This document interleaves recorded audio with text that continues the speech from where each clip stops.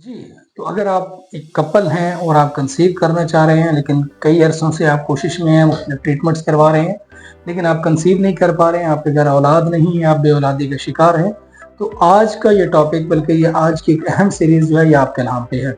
आज हम इस सीरीज़ में बात करेंगे कि बेऔलादी का मसला क्यों होता है, कैसे होता है, उसके पीछे वजूहात क्या होती हैं, उसको ठीक कैसे किया जा सकता है, उससे बचा कैसे जा सकता है। तो ये सारी जो हमारी मसाइल हैं, और इसके अलावा इसमें कौन-कौन से मिथ हैं या ऐसे वहम हैं या ऐसी अफ़वाहें हैं जो कि गलत हैं और असल हक़ाइक़ क्या हैं, उन सारी बातों पे आज बात होगी इस व्लॉग के अंदर, इस आज के यूट्यूब के अंदर। तो आपको वेलकम करता हूँ अपने चैनल के ऊपर। तो आज से पहले हम स्टार्ट करेंगे मेल इनफर्टिलिटी के बारे में। मर्दों में बेऔलादी के मसाइल क्यों होते हैं? इस वक्त पूरी दुनिया के अंदर तकरीबन 15% जो कपल हैं वो बेऔलादी का शिकार हैं। वो ग्लोबली इस चीज़ का इफेक्ट आ रहा है, और बहुत सारे ट्रीटमेंट्स और बहुत सारे अल्टरनेट ऑप्शंस के बावजूद वो अपनी औलाद जो है वो उसको हासिल नहीं कर पाते। और उसके लिए पाकिस्तान में भी और ऑल ओवर द ग्लोब लोग मुख्तलिफ तरीके अपनाते हैं। तो आज हम बात ये करेंगे कि उनके साथ ये ऐसा क्यों होता है और ऐसे कौन से मसाइल होते हैं जिनकी वजह से वो बेऔलादी का शिकार होते हैं। सबसे पहले तो हम ये बात करेंगे कि क्या ऐसे कौन से मिथ हैं जो हमें जिनसे बाहर निकलना होगा और इस एजुकेशन को प्रमोट करना होगा।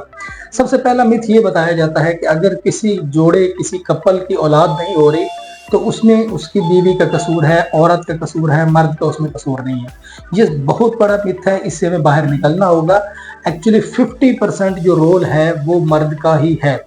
अगर 10 कपल जो हैं वो बेऔलाद हैं, तो उसमें 5 कपल्स की बेऔलादी की वजह मर्द की होती है। हमारे यहाँ एक गलत कंसेप्ट है, हमारे यहाँ ये होता है कि अगर किसी कपल के यहाँ औलाद नहीं हो रही, तो उसमें औरत को कसूरवार ठहरा के मर्द की दूसरी शादी, तीसरी शादी का सोचा जाता है, और वहाँ भी औलाद नहीं होती।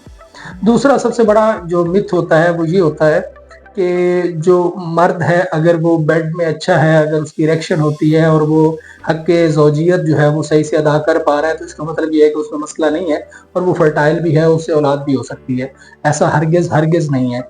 हमारे पास कई ऐसे केसेस आते हैं जिसमें मर्द जो है वो अपनी उसके टेस्ट भी ठीक होते हैं सम टाइम, और सम टाइम वो अपने जो वजीफ़ा ज़ौजियत है और हक़ ज़ौजियत है वो बहुत बेहतरीन तरीके से अदा कर पा रहा होता है, लेकिन उसके स्पर्म जो होते हैं वो क्वालिटी के नहीं होते, उनके अंदर डैमेजिंग होती है, जिसकी वजह से वो कंसीव नहीं कर पा रहे होते और उनके घर औलाद नहीं हो रही होती, हमल नहीं ठहर पा रहा होता है। नेक्स्ट चीज़ जो अमूमन ये देखी जाती है कि जो कहा जाता है कि मर्द जो है वो हर उम्र में फर्टाइल रहता है, वो चूँकि अपनी पूरी लाइफ जो है वो स्पर्म प्रोड्यूस कर सकता है, तो इसलिए मर्द कभी भी इनफर्टाइल नहीं होता।